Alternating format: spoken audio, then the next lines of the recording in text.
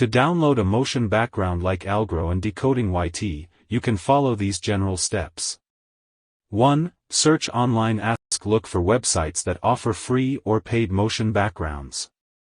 Some popular sources include Pexels, Unsplash, and Shutterstock. Select a background *. Once you find a motion background you like, click on it to access the download option. Download options *. Look for a download button or link on the web page. It's often labeled as download, free download, or something similar. Choose resolution *. Some sites may provide options for different resolutions or qualities.